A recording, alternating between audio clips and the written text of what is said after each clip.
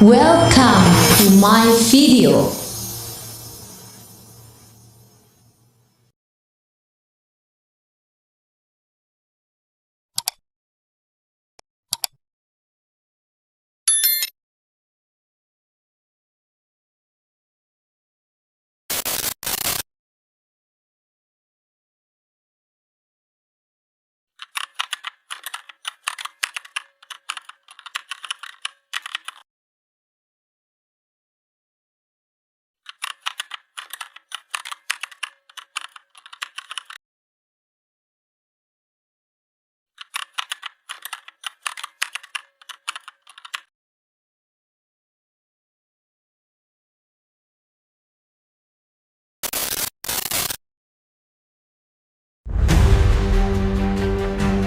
Halo semuanya, Assalamualaikum warahmatullahi wabarakatuh.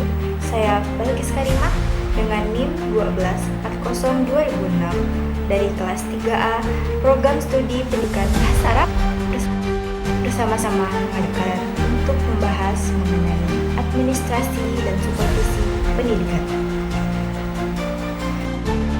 Yang pertama, prinsip dalam pelaksanaan supervisi.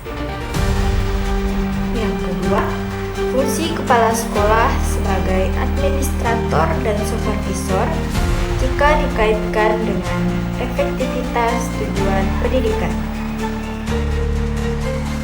Ketiga, hubungan antara monitoring dan evaluasi pendidikan dengan perencanaan pada 7 komponen sistem pendidikan.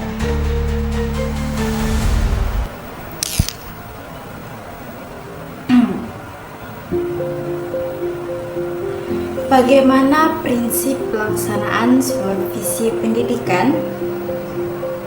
Nah, untuk menjawab pertanyaan pertama, kita perlu memahami terlebih dahulu apa yang dimaksud dengan supervisi pendidikan. Supervisi pendidikan merupakan proses pembinaan profesional yang bertujuan membantu guru dan tenaga pendidikan agar mampu meningkatkan kualitas pembelajaran. Dengan demikian, supervisi bukanlah kegiatan mencari kesalahan, melainkan upaya untuk memperbaiki dan mengembangkan proses pendidikan. Agar supervisi dapat berjalan dengan baik dan mencapai tujuannya, pelaksanaannya harus didasarkan pada prinsip-prinsip tertentu. Prinsip yang pertama, prinsip demokratis.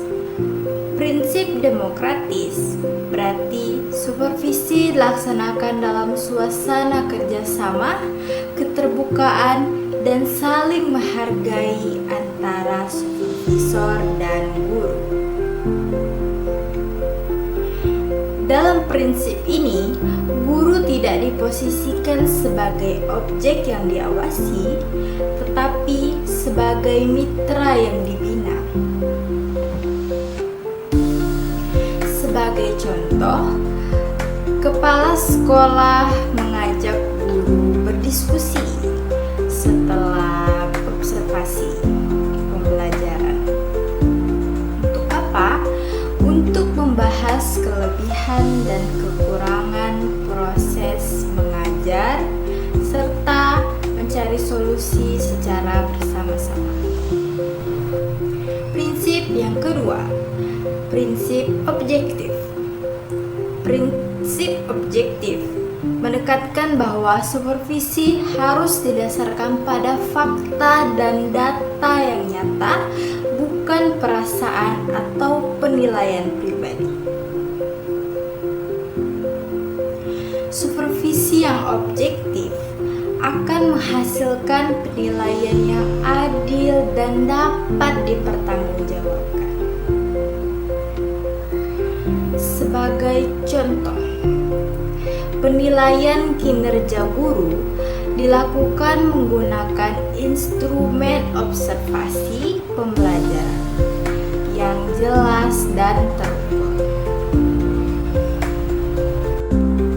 Prinsip yang ketiga, prinsip kontinu. Prinsip kontinu berarti supervisi tidak dilakukan hanya sekali, tapi secara berkelanjutan dan terencana. Supervisi yang berkesinambungan memungkinkan terjadinya peningkatan mutu pembelajaran secara bertahap. Sebagai contoh, supervisi dilaksanakan setiap semester dan diikuti dengan tindak lanjut berupa pembinaan atau pelatihan guru. Prinsip yang keempat, prinsip konstruktif. Prinsip konstruktif berarti supervisi bersifat membangun dan memberikan dorongan positif kepada guru. Supervisi yang konstruktif akan memotivasi guru untuk terus meningkatkan profesionalismenya. Sebagai contoh, hasil supervisi digunakan sebagai dasar pemberian saran, perbaikan, dan pengembangan metode pembelajaran.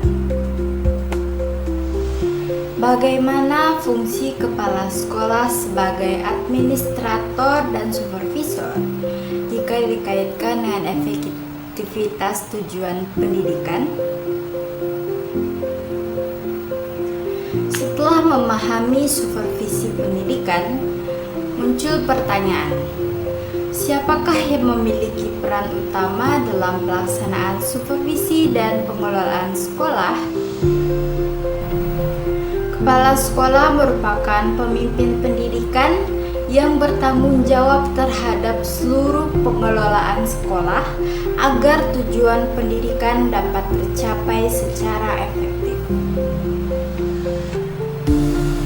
Pertama, kepala sekolah sebagai administrator. Sebagai administrator, kepala sekolah bertugas mengelola berbagai aspek administrasi sekolah, kurikulum, sarana dan prasarana, keuangan, serta administrasi peserta didik dan tenaga pendidik. Pengelolaan administrasi yang baik akan menciptakan lingkungan sekolah yang tertib, teratur, dan kondusif bagi proses pembelajaran.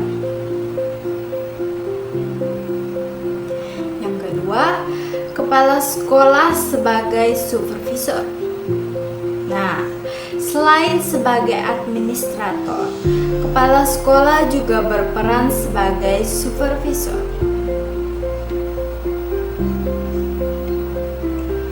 Kepala sekolah sebagai supervisor bertugas membina dan membantu guru dalam meningkatkan kualitas pembelajaran. Melalui observasi kelas, pemberian umpan balik, dan pembinaan profesional guru, kepala sekolah dapat mendorong peningkatan kualitas pembelajaran. Dengan menjalankan kedua fungsi tersebut secara seimbang, kepala sekolah berperan penting dalam meningkatkan efektivitas pencapaian tujuan pendidikan. Bagaimana hubungan monitoring dan evaluasi pendidikan dengan perencanaan pada 7 komponen sistem pendidikan?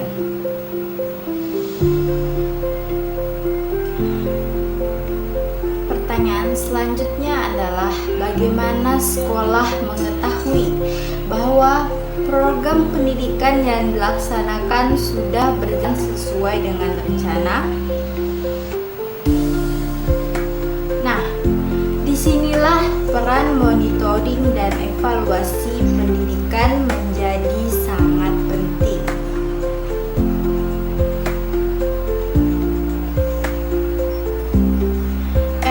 Evaluasi pendidikan merupakan proses sistematis untuk menilai dan memperbaiki program pendidikan agar sesuai dengan tujuan yang telah ditetapkan.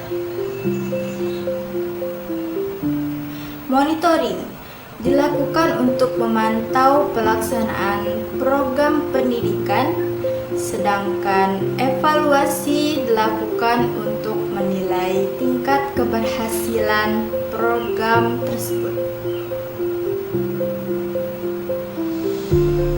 Hasil monitoring dan evaluasi kemudian digunakan sebagai dasar dalam perencanaan pendidikan, khususnya pada 7 komponen sistem pendidikan, yaitu tujuan pendidikan, peserta didik, pendidik dan tenaga kependidikan, kurikulum, sarana dan prasarana, pembiayaan, serta lingkungan pendidikan.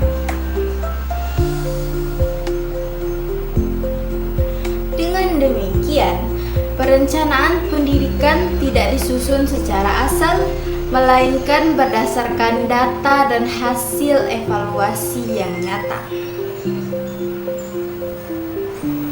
Jadi pemirsa, berdasarkan seluruh pembahasan tersebut, dapat kita simpulkan bahwa supervisi pendidikan merupakan kegiatan pembinaan profesional yang sangat penting dalam meningkatkan mutu pendidikan. Pelaksanaan supervisi harus didasarkan pada prinsip demokratis, objektif, kontinu, dan konstruktif agar mampu memberikan dampak positif bagi guru dan proses pembelajaran. Kepala sekolah memiliki peran strategis sebagai administrator dan supervisor.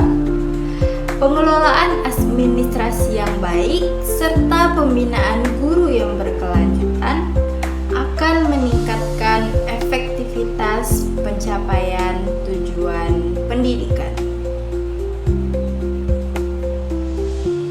Selain itu, monitoring dan evaluasi pendidikan memiliki hubungan yang sangat erat dengan perencanaan pada 7 komponen sistem pendidikan. Karena hasil evaluasi menjadi dasar pengambilan keputusan dalam perencanaan pendidikan. Dengan adanya supervisi yang baik, kepemimpinan kepala sekolah yang efektif, serta monitoring dan evaluasi yang berkelanjutan, maka mutu pendidikan dapat terus ditingkatkan secara sistematis dan terarah. Demikian video ujian akhir semester dari saya.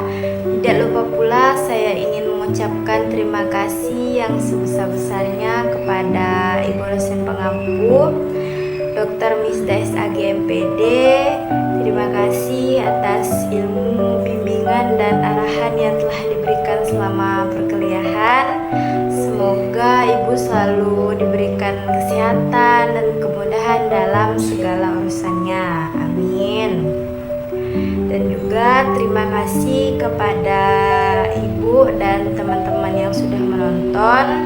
Semoga dapat memahami dan mengambil manfaat dari video saya ini. Dan juga saya ingin memohon maaf apabila terdapat kekurangan dan kesalahan dalam video. Wassalamualaikum warahmatullahi wabarakatuh.